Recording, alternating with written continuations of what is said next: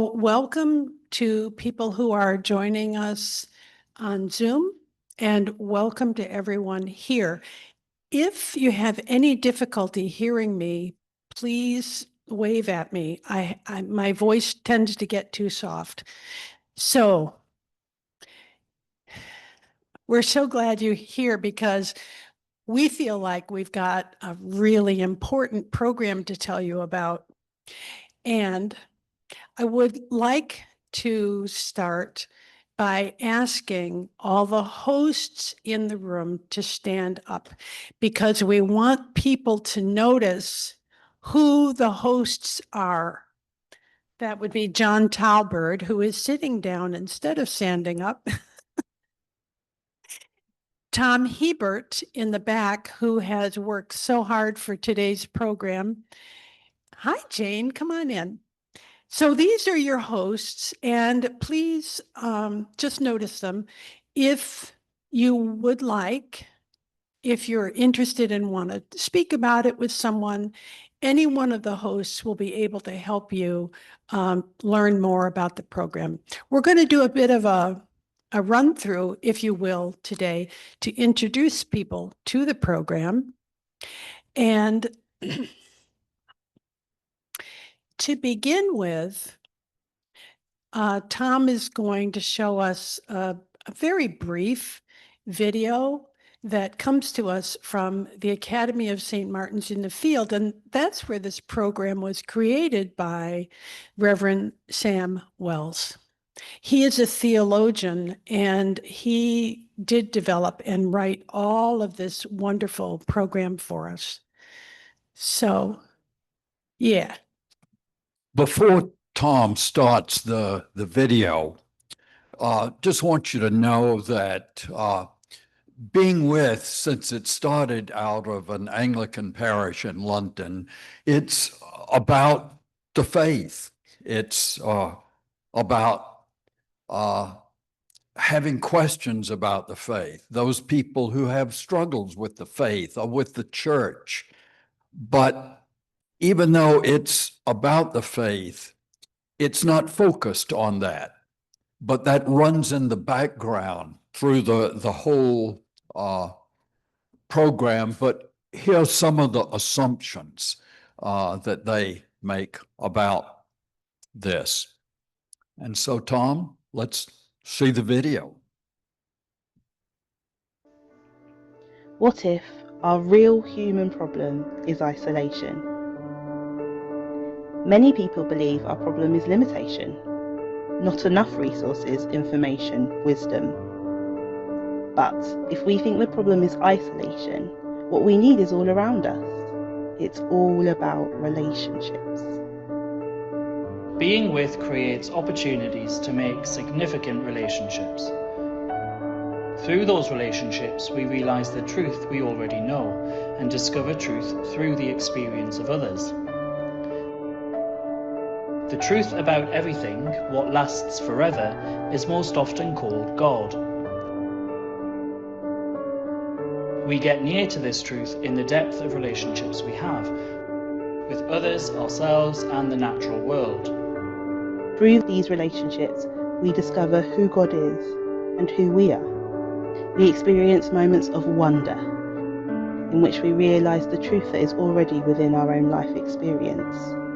Most people who join us on this journey have an experience of getting to know God. But everyone finds it a profound experience of getting to know others and themselves. There are no wrong answers here. No anxiety to fix you. No attempt to make you into something you're not. How you're feeling is as significant as what you're thinking. Each person is celebrated. We invite you to enter this journey of relationship for yourself. We call this being with.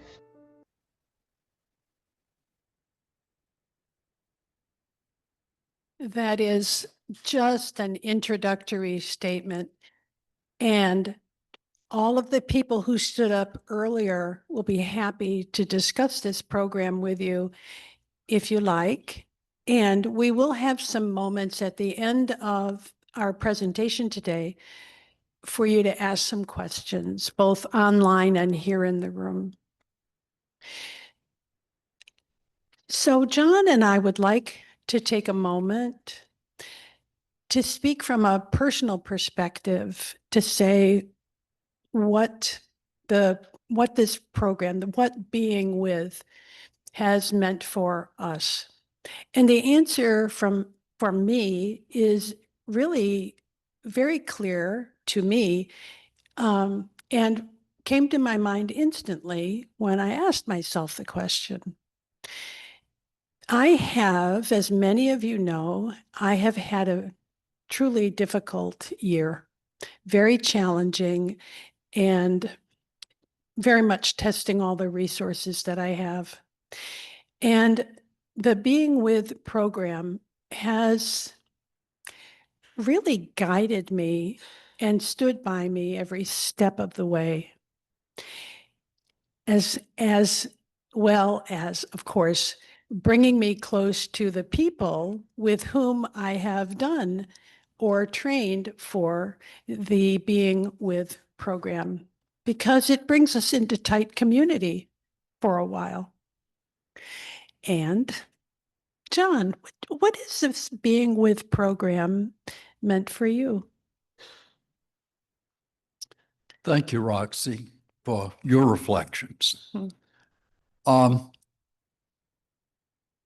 We all spent 3 sessions of training in this. And after those 3 sessions, I was wondering, I'm not sure this is really something I liked. But then when we started the course and we went through the 10 weeks of the course, I really began to appreciate what this course was about. No preparation was necessary. There wasn't any required reading ahead of time. It's fairly highly structured, and so it creates a real safe environment. And there are very straightforward guidelines that set sort of the intention and the atmosphere for the program. Someone else manages the process, and you're only there to be with others. Being With, I think, describes both the content and the process of the 10 weeks. The one piece that I think is the heart of the whole process is the wonderings. Now, this is probably the majority of the time. These are not questions. It's just an opportunity for the individuals to wonder about different things in their lives or experiences they've had. And the moderator guides them through that, and each person is able to say what they've been wondering about or simply be there in silence. No one is required to speak after the initial opening of it, where everybody speaks for just a second, but then no one else has to speak the rest of the time. I think the heart of Being With is you are allowed to put yourself out there. No one else is going to, by what you say, no one else is going to contradict that or question that or lead it in another direction or use what you said to tell their own story. And at the end, the moderator simply says, "Thank you." Now, where else can you put yourself out in the world and be thanked for doing it? I think that really is the heart of the church.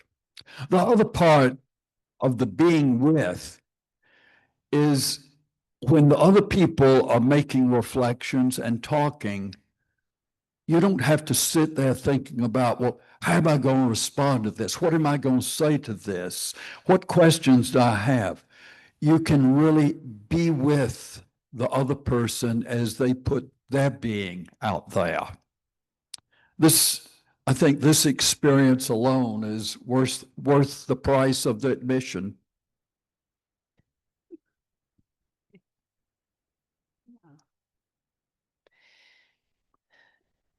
So So- Tom, let's look at the details of the course here. There are up to 12 participants in each of the courses, and they are 10 weeks long. Now, people are asked to commit to those 10 weeks, of course, realizing in today's world, it is very difficult to commit to 10 weeks, but that's what people are asked to. It's 90 minutes, exactly 90 minutes. When the 90 minutes is up, the moderator says our time's up. So it's not like this is going to begin to just drool on and on into the evening. And it can either be on Zoom or it can be in person. It can't be both. It just doesn't work that way, but you can do it both in person or on Zoom. And there are always two hosts that are present to guide you through that. One host is the moderator and the other is the storyteller. There are 4 elements to the course. Checking in, the welcoming, this is where everyone speaks. What's the heart of your week? Then there are several wonderings. There are 4 that are put out. And depending on how many people have wondered things about this, you sometimes get in 4, sometimes you can only do 1 because it depends upon what people say about their own wonderings. Then there is the story part of it. This is probably the theological part of it.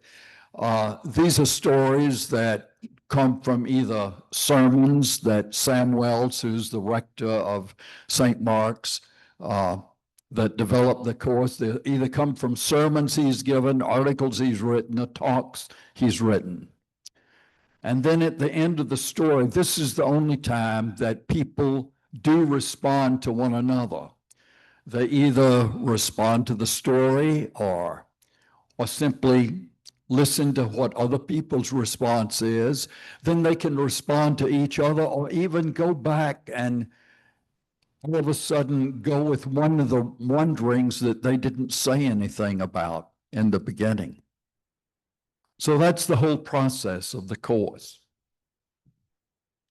In just a few minutes, we will show, John and I will show together examples of what this is, what he's just been talking about. So we then come to talk about the foundational guidelines for being with, and these are really important points. The rest that John spoke about is easy to pick up as we go. And these are things that we want you to hear and take into your hearts because these matter so much. In every session of being with, someone or more than one person will be talking about things that truly and deeply matter to that individual. It is essential that we have confidentiality in these meetings. That is fundamental to how the program works. We very quickly in these sessions learn to trust one another.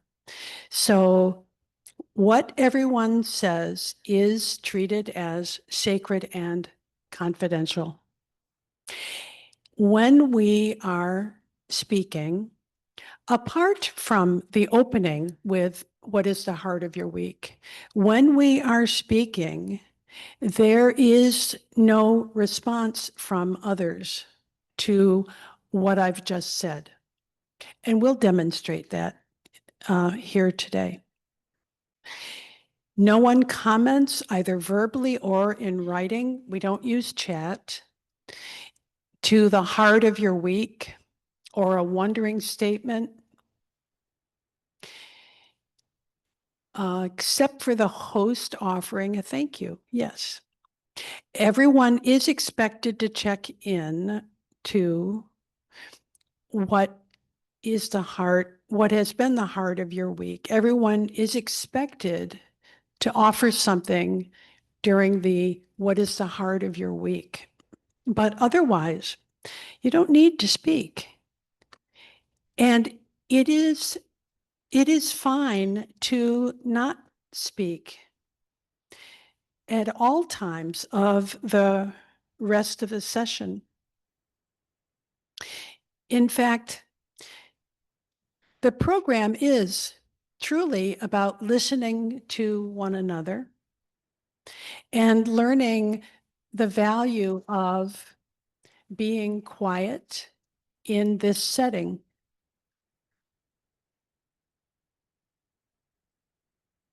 Silence is valued. Silence is part of the being with experience and is completely respected and of tremendous value.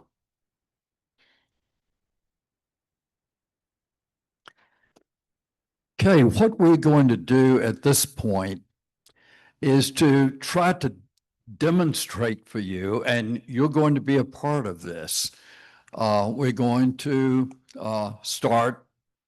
Roxy and I will start with the heart of the week, and then she's going to be our host, and we'll have a wondering question, and she'll give you some direction about that in just a minute, and you're going to participate in this.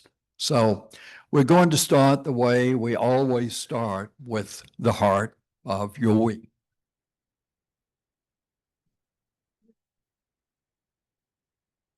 You go ask me first. Okay. Roxy, what was the heart of your week? The heart of my week has been hurt and love.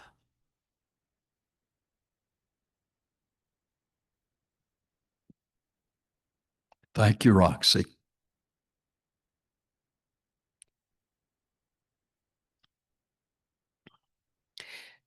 John, what has been the heart of your week? Well, I guess it was the last gasp of summer.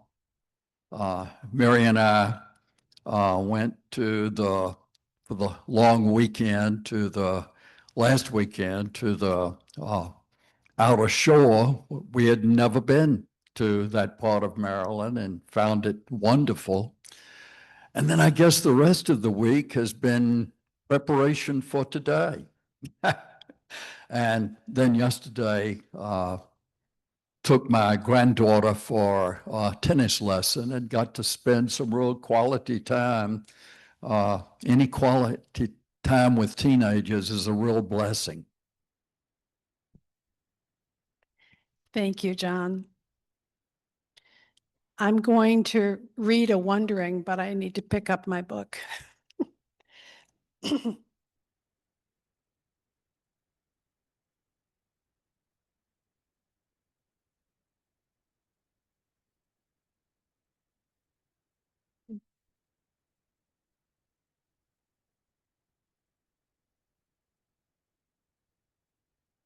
We have 4 wonderings.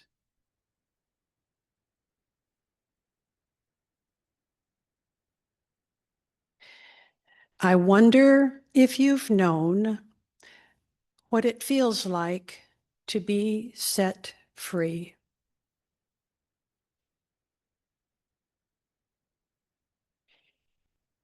I wonder if you've known what it feels like to be in prison.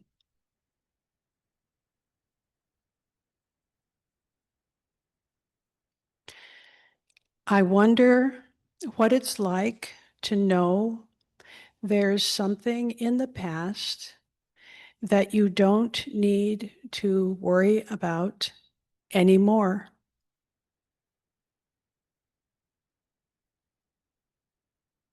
I wonder what it would be like to know the future isn't going to hurt you.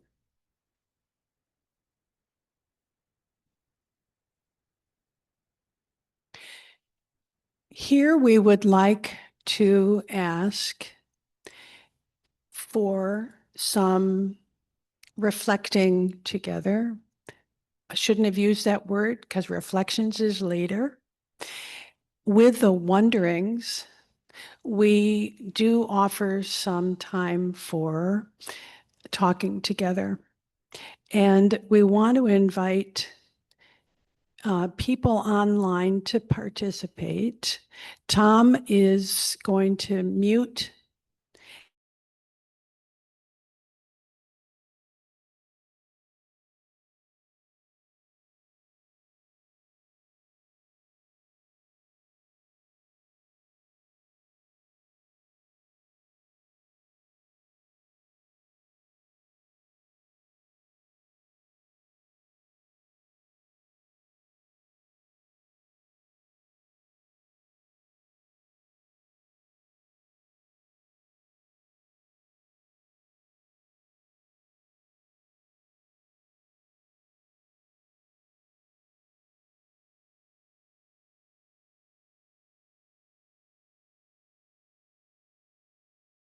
And think about this in your imagination.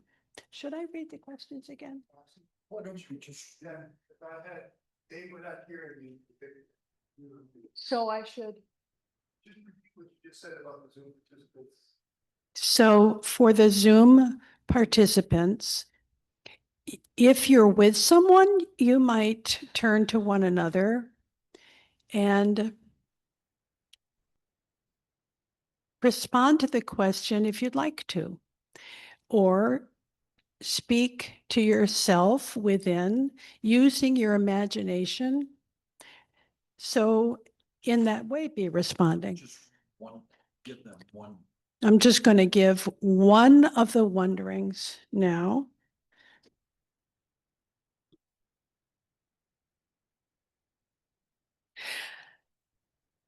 I wonder if you've known what it feels like to be set free.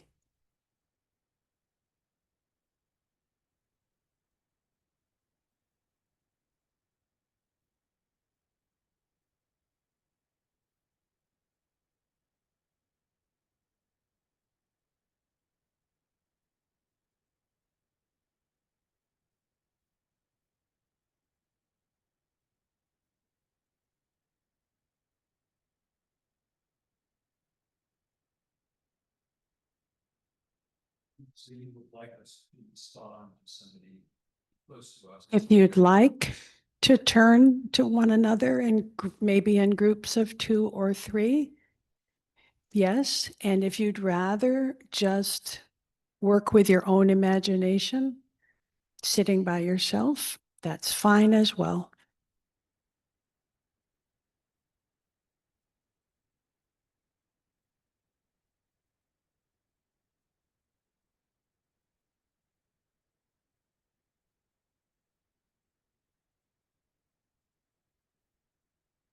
Yes, John.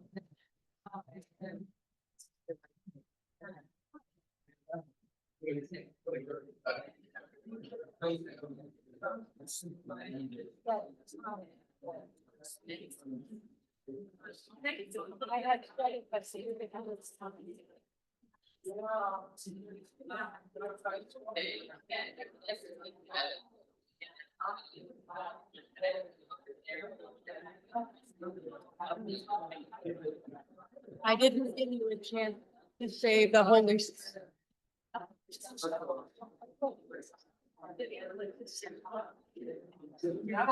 I'll stick it in the store. Yeah. There you go. I would give it about 4 or 5 minutes and then interrupt them and give one more of those. Okay, we've got enough time. don't we? Yeah, you've got.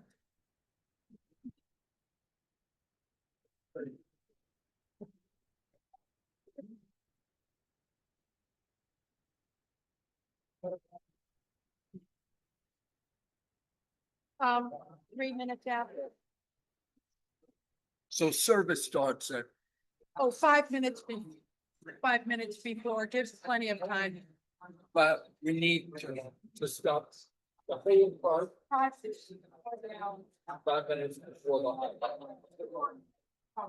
And then I'll read another. Okay, good. And then we can, then.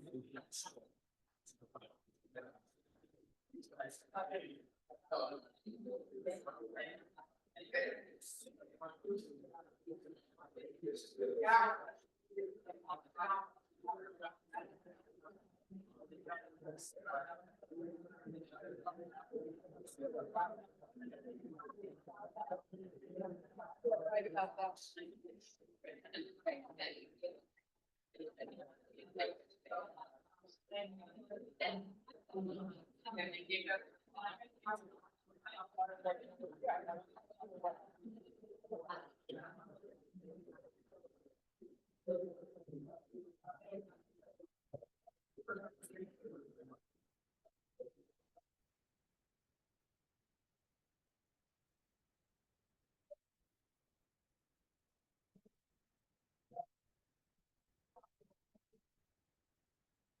And I will offer another wondering.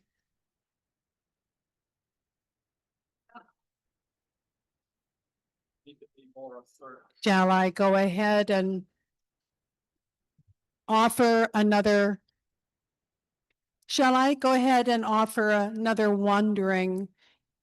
Give you one more to ponder together?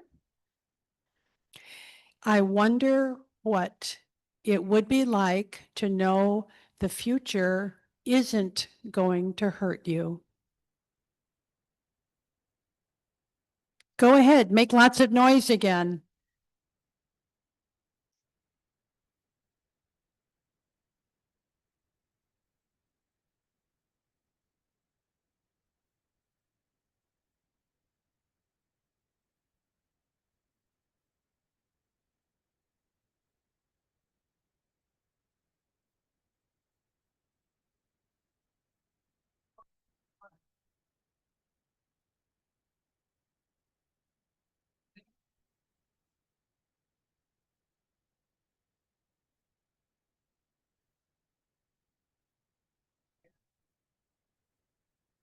Much quieter. Wow. I think maybe that's this. They are actually trying. I think Lanston will focus on. Okay. This is more. But this is why we need.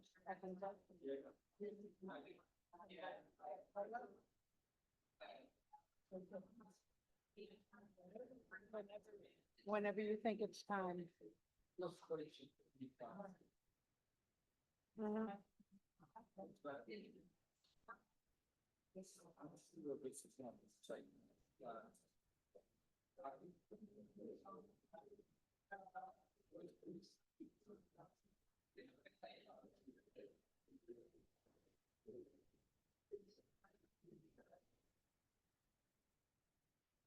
I think.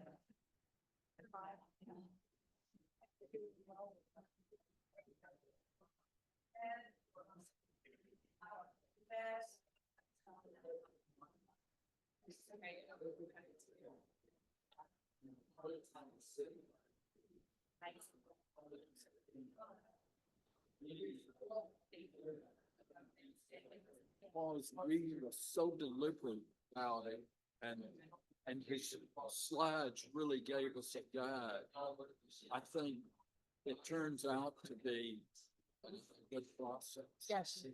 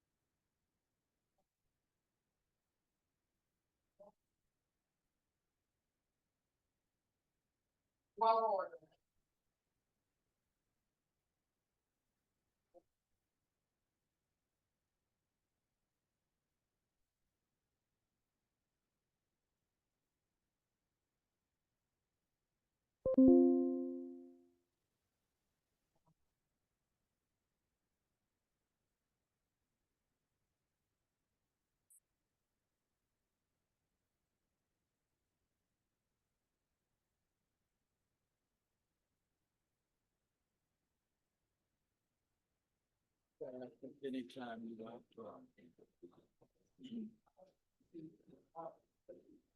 Thank you all.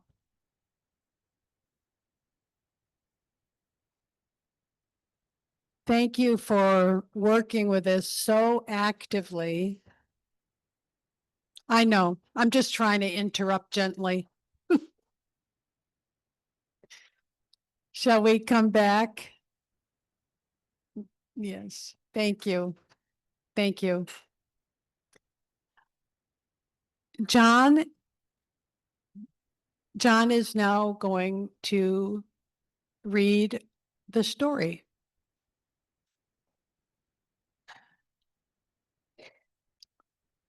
The present tense doesn't exist. Try to put your finger on it, and whoosh, it's gone. There's no such thing as the present tense.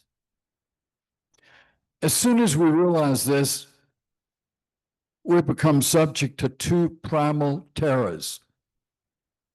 The first terror is this: you can't stop time. It's out of control. The second terror is this: what we've done can't be undone.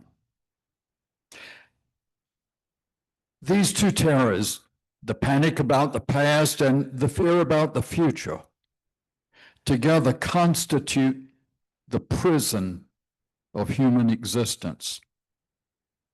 There's no genuine living in the present tense because our lives are dominated by regret and bitterness about the past and are paralyzed by fear and anxiety about the future.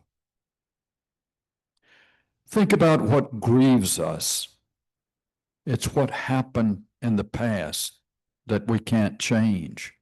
It's the things that we cherish, that we dread we can't keep.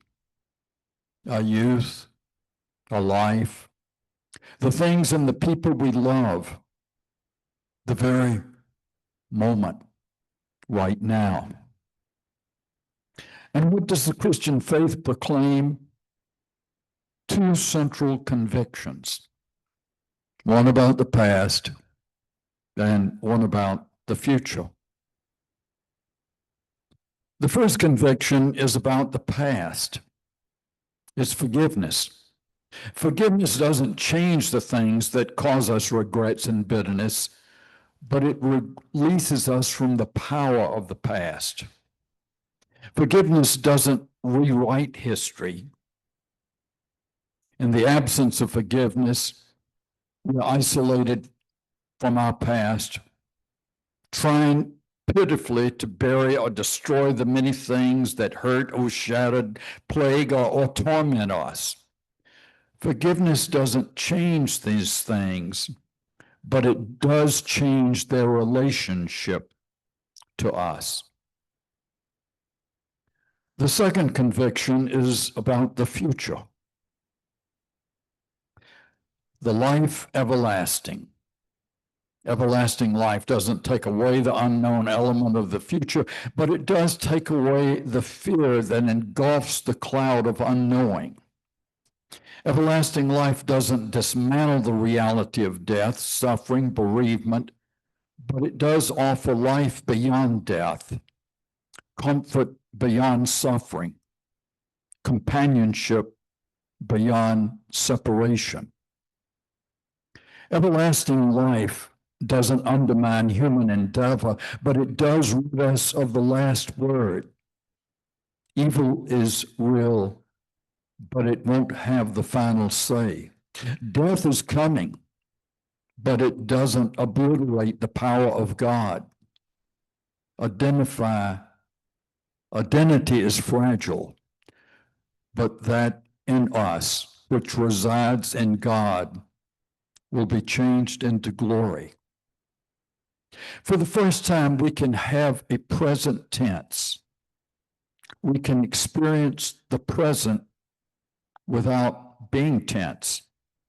The past, what we trust God has done, we call faith. The future, what we believe God will do, we call hope. The present, what God embodies and makes possible, we call love.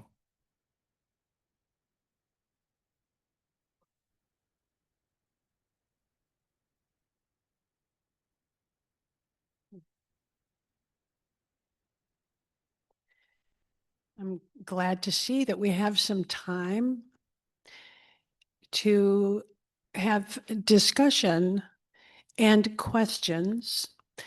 Let's first please start with discussion. And if you're online, Tom is going to pick up your questions and he will bring them to us. Let's start, please, with reflections on the story that John has just read. Clearly, that story is about meaning and what it means to be human. And this is the time in the Being With sessions where we just talk about the story. We can also go back and talk about the wonderings or other things as it moves us to do. It's also not essential to speak. It is an option to speak. Liz has a microphone, and if you just raise your hand, she will come and hand it to you. And if you are using the microphone, please hold it as I am holding it, because when it drops down, it changes the, yeah, it really makes a difference.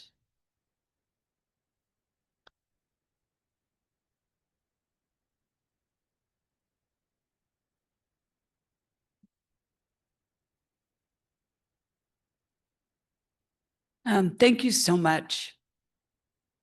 So it's really amazing, like the question that hit me hardest was the one about, what would it be like to not worry or fear the future? What would it be like to not fear the future will hurt you? Yeah. Yeah, exactly. Thank you, Roxy. And I've had a couple of health situations in the last 3 months that have really kind of racked me. I was going to say wrecked me, but racked me. And I don't know what that feels like. So I really appreciated the story and the last piece, maybe, John, that you read, where it said something like the future, that God offers a future that's uncertain, but without fear. And that someone else sees that as a possibility that's embodied in words in the story offers me a window of hope, because I don't know what that is, but I'm willing to be open to experiencing it.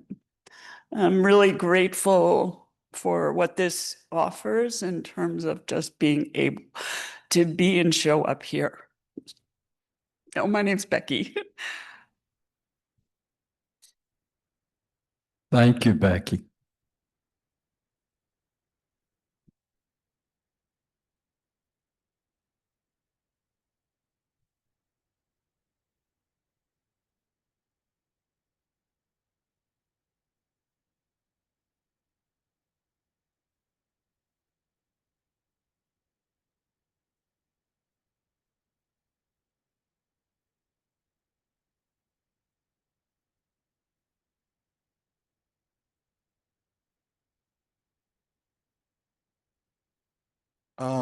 I think Becky just showed us what this program can be like. It can get very personal very quickly, and you get to know people that, and it's beautiful. Thank you, Langdon.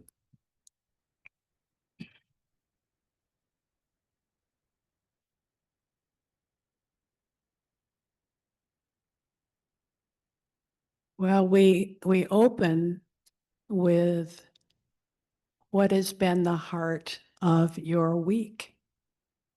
And it does bring us right to the heart.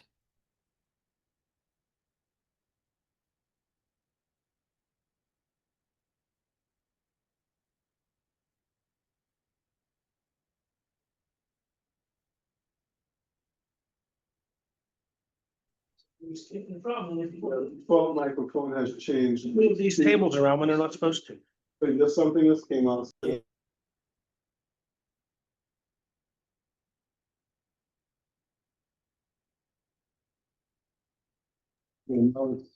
Job or something? Yeah, okay. Probably not all the way. I was struck by the fact that the third portion is hope. So that this concept that faith and love ultimately result in this hope that is part of Christianity and all intertwined in the way that I understand my own faith. And I think in moments that are extra difficult, like this week, nationally and personally, it was very helpful to be reminded of the continual presence of the Holy Spirit, how it leads me in my faith to the hope and the belief that the kingdom of heaven is not yet, but will be. Thank you, Allison.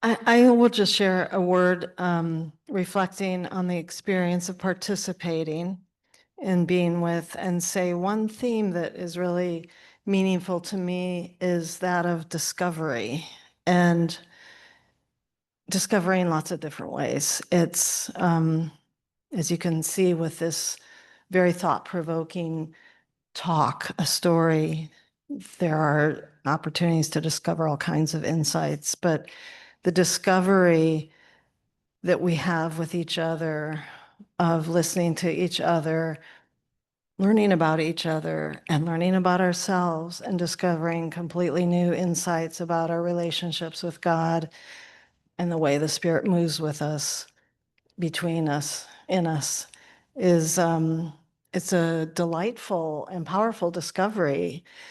And the way to get there is listening. And it's, as we've said, the silence and listening to each other is such a central part of this being with experience, and I really appreciate it. Thanks. Thank you, Mary.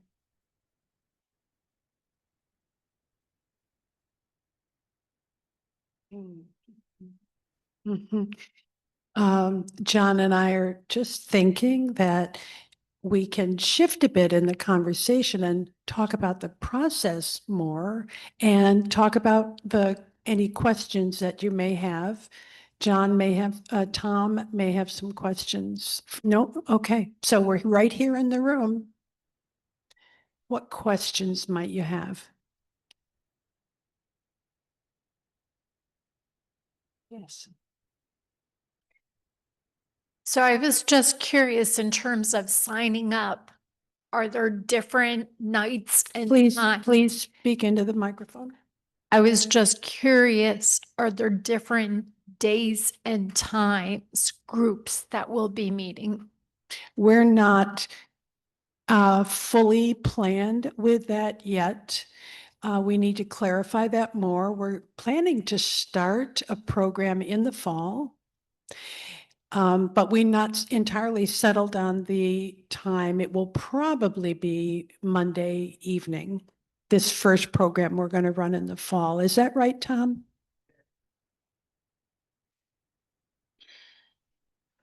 And a way to let us know that you're interested is to send an email to that address, beingwith@stjohns.org. That's an email address that will send an email directly to Tom, and he will be responding and tracking this for us.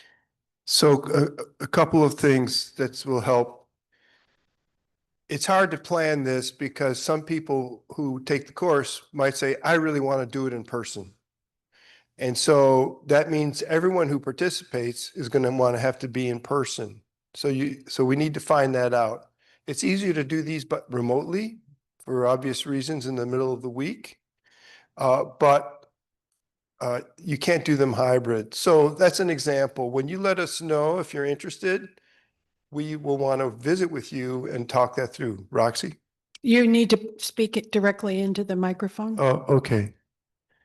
So if you let us know that you're wanting to be part of a course, we'll get back to you and find out, would you like to do it in person or would you be willing to do it by Zoom? And we might have to let you know that 10 out of the 12 people that have said they want to do it by Zoom. You want to do it in person? Will you be, those kinds of things we're going to work out. We have several trained hosts. This fall, we'll have 3 or 4 who are going to be available to run the first course. Our thinking is that we'll have, after the first of the year, an ability to run another 2 or 3 courses concurrently. And I just let you know, be careful when you get involved because many people that take the course decide they want to become a host, which would be lovely because that means we could offer more courses. I want to give Tom tremendous credit for everything that he's done for us. He's been a real leader, organizer, promoter for us, and has really worked hard to put all this together. Thank you, Tom Hebert.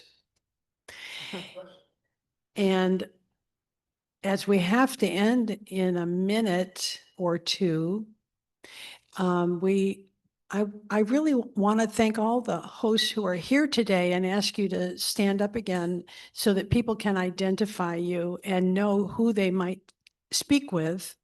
That includes you, John Talbert. So we have a good number of hosts here, and any of us would be happy to speak with you more about the program. So Roxy, also, I want to remind people in this week's Crossroads, there's a tremendous article that Mary wrote, gives all of this information and more, and web links if you want to explore the program online at St. Martin's in the Field, as well as it'll give you can click on the email address rather than trying to remember what this is here. So if you go to this week's Crossroads, it's all there. It's all there. And the Being With website, their own website, offers a lot of information and videos. It's a good website. Any questions, comments?